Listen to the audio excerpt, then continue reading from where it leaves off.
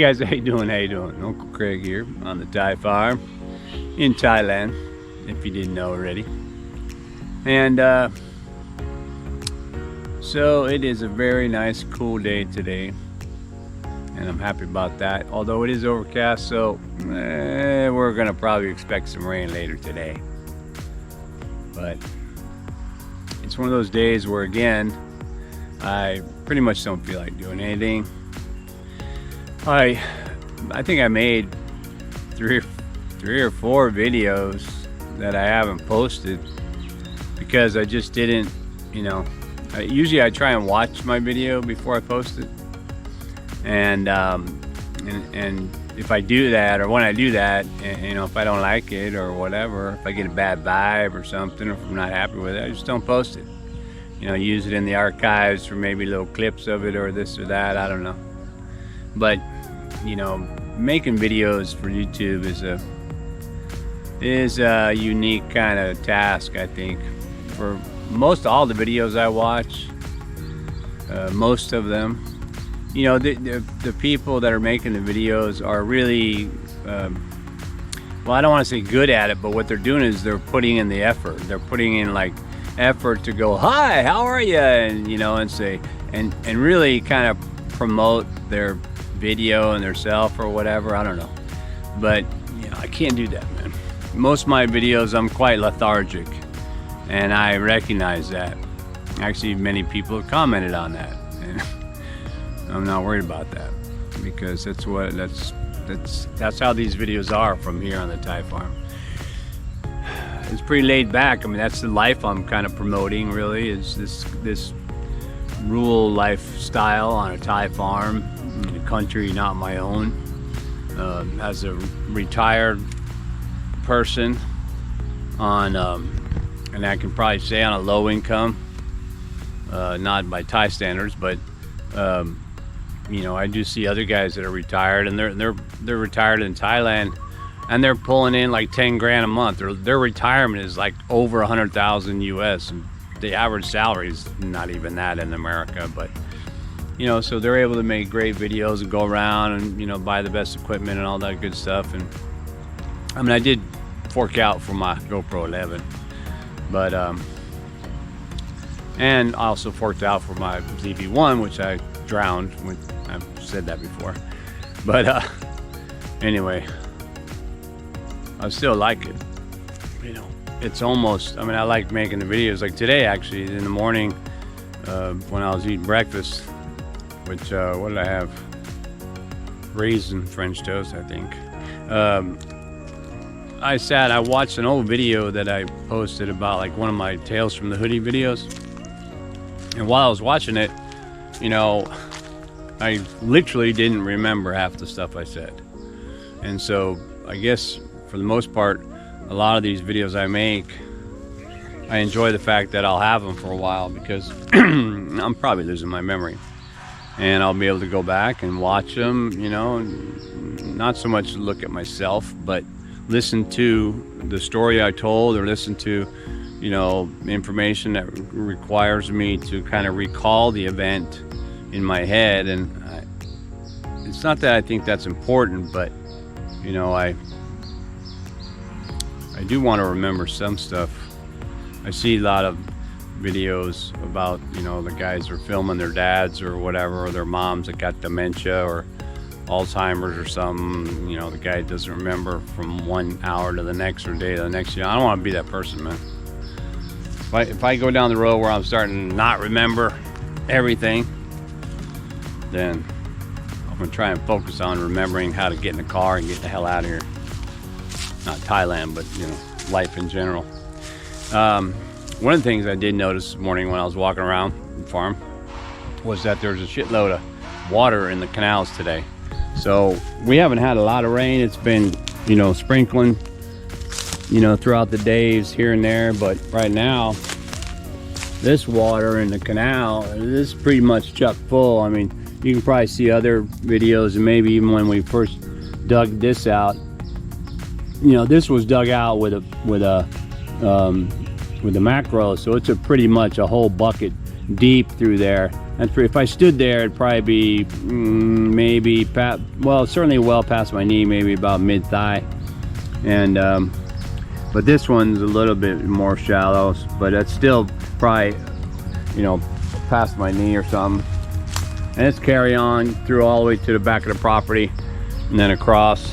And because I saw all this water, I figured, you know what, all right, I put my trap back in that water back there, although I didn't fix the trap again.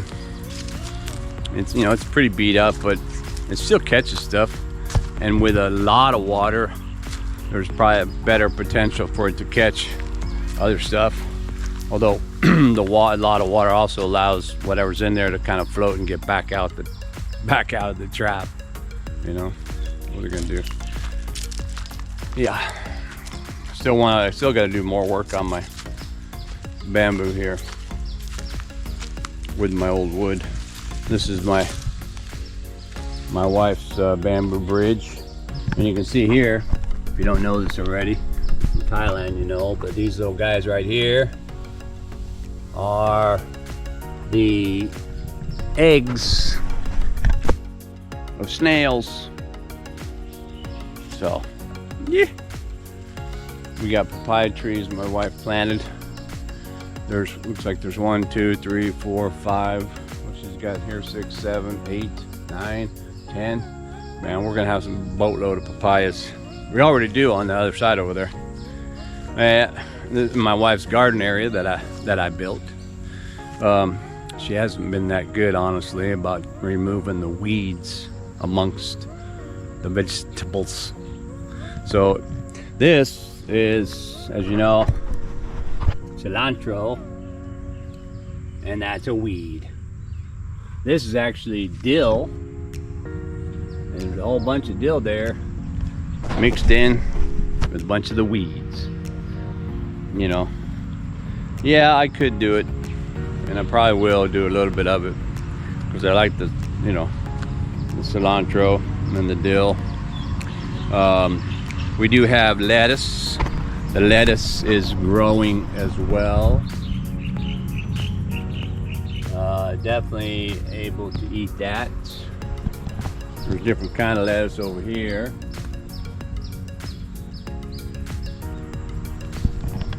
And certainly, what is that over there? I don't know if that's a different kind of string bean or not, or no it is, or no it isn't. So I got, looks like she planted string beans and squash, or is it zucchini? No, what is this? Well, zucchini is a squash, right? Here it is right here. What is that, baby? That's one of them things.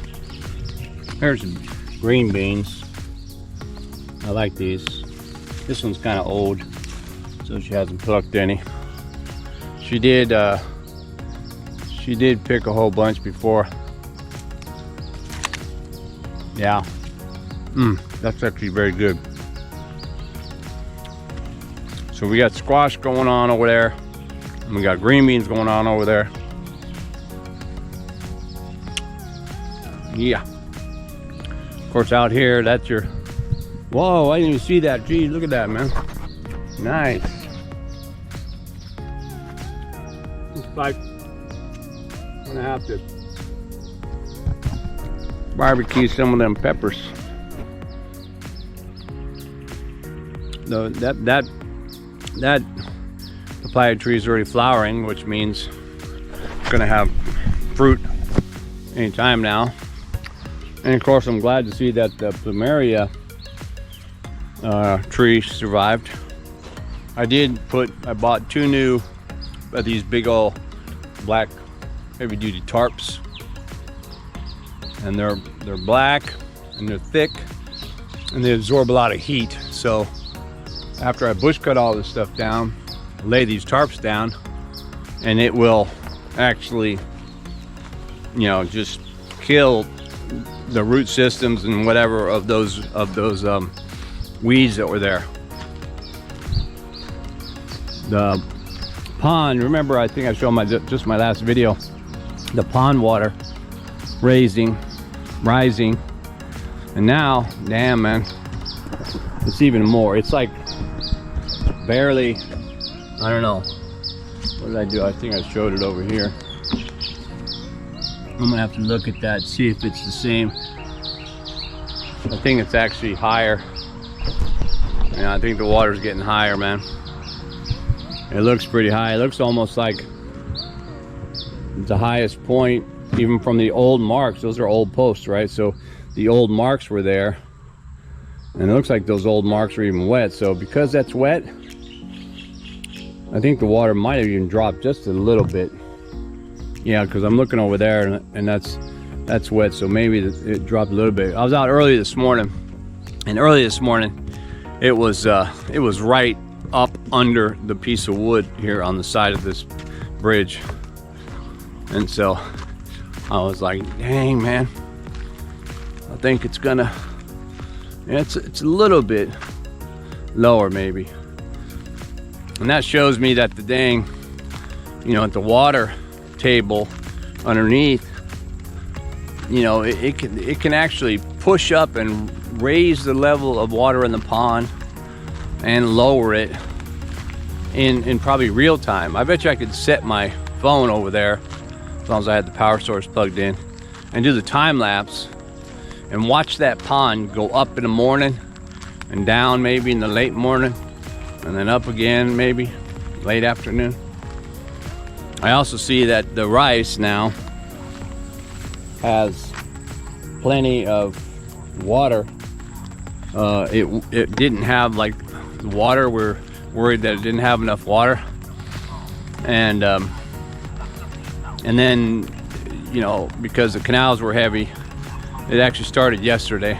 The water started rushing through the you know, government canals, and so we got on that. And Dot's sister takes care of the rice, and so she called her and told her, hey man, you got water. So she probably raced over here and open the gates for water. There's one like somewhere in the middle over there, because the canal runs here, so we unblock it over here with like sandbags or something, and then again over here, and then the water from the canal will flood into the rice fields. It's not a ton of water, you can see it here, but it's enough. It's probably 3 or 4 inches of water, enough to really soak up the bottom of the roots for the rice, help it grow. There was a cement tunnel, like a cement pipe that was being used for that portal of water to come through here, but it tended to clog, so she took it out. And so these are the old cement pipes, and they used to be right here going here, but now there's actually a we just put a sandbag to restrict the flow of water.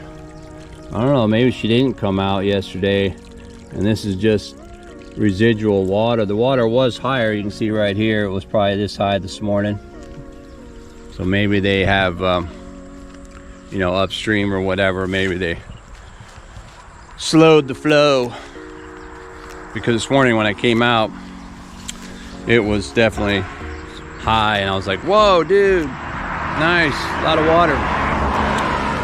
And if you've been watching, and I showed you in my last video that I had started my phase 2 of my gate, and I included that in those last 3 or 4 videos that I didn't upload. Maybe I can have some clips or something, because I just kept going back and forth on, you know, what am I gonna do, you know, how am I gonna, and I probably still ain't finished with it in my brain, but let's take a look at it. You tell me what you think. Boom, there you go, man. Can't see it. Well, what I did was I covered it with that, you know, rendered it basically. Then I took my trowel and I cut out parts of the underlying brick, exposed it, and then I actually used my waterproof, you know, the waterproof lacquer kind of thing, and I coated these parts, and that darkened it up. First, I actually used my drill grinder wire wheel and cleaned the bricks kind of, and then which made them more, you know, brick color, and but then I painted it with the lacquer, and then, you know, I just had that, and I was tooling around with that idea, and I thought, well, I guess it kind of looks good, you know, maybe I don't have to do anything with this. And then I decided, you know what, I think I made a mistake or something, and then I decided, well, wait a minute, you know, I held up that old piece of wood or whatever, and I just started making lines. So I cut in this kind of fake brick facade, you know, artwork or whatever on here, and I intentionally kind of went sideways, so it's kind of like buggered up a little bit. I didn't want straight lines. I wanted it to be kind of old and you know, decaying, whatever, kind of like this or whatever.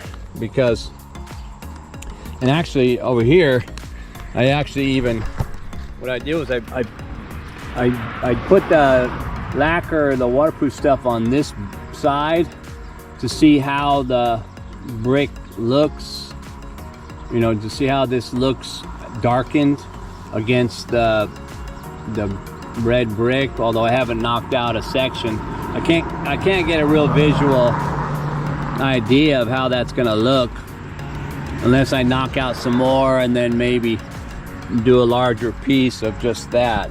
But it really just looks like the brick is wet, and I'm not sure if that's the look I was going for, or if I should just, you know, leave it like this, you know. I think my wife was inclined to leave it like this because, you know, it looks kind of all right. You know, I'm trying to, and the idea was that because KamphaengPhet is this ancient city, you know, that it kind of pays homage to KamphaengPhet, and so like the ancient ruins and stuff, you know. Not that I'm an archaeologist, but, you know, I still have work to do. I was, you know, I needed to cut this to remove the gate so I can finish this side, and I can do two sides at one time. So I don't have the facade there yet, or here yet, so I want to remove this fence, and then I'll do those two sides. But all my 2, 3, 4, 5 different ideas to remove this just weren't working. I thought, you know, I'd get the electrician guy out here to drop the power, right? I probably mentioned that before too, but I'm not really ready for that power yet, and I don't want to leave it, you know, kind of hanging. So I thought, well, you know, I do have an inverter. I hooked it up to my truck, my 12-volt battery on my truck, but it's not strong enough for my angle grinder that I can use to cut metal. So can't do that. And then I thought, well, you know what, you know, I need a generator anyway, man. I should just go buy a generator because you know, if we're gonna have if we're gonna have longer days without power, I mean, we don't have a lot, but the one day was about 3 hours or so, 3 or 4 hours without power, and we were doing stuff on, you know, at home, so it seemed like a lot, you know, like to wait. But not a big generator, just one that will give me enough power to keep the pumps running, which is probably the most important part. Maybe the refrigerator, although our refrigerator can probably hold perfect, probably drop only 1 or 2 degrees, you know, in 8 hours without power. It's amazing. But I figured, I went to look for generators at well, I looked for it on Lazada, but I didn't want to order the generator. I needed it now because I want to do a gate. So I went to Global, and you know, the cheapest one's like 8,000 baht, and I didn't want to buy that. And then I went in town at this place where I bought the lawnmower. They have everything. And but you know, of course their generators were even more, but they were really badass, but they're like 10,000 baht in this now. I'm like, I don't need to do that right now, you know. And so I wound up going online to Lazada, and instead of buying a generator, I found the angle grinder with the battery. And I probably should have thought of that in the beginning. The angle grinder with the battery will work perfect. And I don't know, it probably should come today. I ordered it the day before yesterday. It was saying that it's come from Bangkok, and it actually said yesterday it shipped. And I thought it actually did come yesterday, but it was just some guy who drove in here and turned around and drove out. And I think that, you know, that being said, it wasn't him. And anyway, so yeah, the handheld battery grinder, that'd be perfect. I'm gonna get that thing. I can just cut through there, then, you know, I have to do it on both sides. Remove that gate. I am gonna use the gate frame for the new gate, because it's, you know, why throw away the metal? I'm gonna use it for something else, but why? It's already in a square. I'll just weld the two squares together, take off those slats, probably put a different design in there, and it would look pretty cool, man. But that's in. Nice. Gate is like phase 3, right? So phase 2, nearing completion. I just need to, like I say, I need to remove the gate and, you know, finish the design facade around the total columns. And I think phase 2 also includes the topping. So I initially want to put like a, you know, the house roof over the gate, but I'm not sure. That might have to be like a phase 4 kind of thing. But I'm gonna put a couple of lights up on the posts, solar, so I don't have to worry about the power right now, and finish that. So yeah, pretty good, pretty good. And what do we got here? Oh, battery. Anyway, that's it on my updates for the phase 2 of my gate. Hope you like that. Give me some of your ideas. I might just render it all flat again. I checked out tile. I went and looked at the tiles and this and that and the other thing. I'm thinking, you know, I didn't want to spend, you know, thousands of baht on just those 2 pillars. I didn't want to do it. I didn't think it was necessary. I had to be. I knew I could be more creative with the resources that I had, so I was. You know, it was like being creative with this rubber lantern made from a car tire. I didn't do that though. But anyway, all right, man. That's enough for now. And if you watched that whole one, or if you watched everything, thanks for watching. And keep watching. And I'll try and get back at you really quick with some more from the Mon Nog here in Thailand.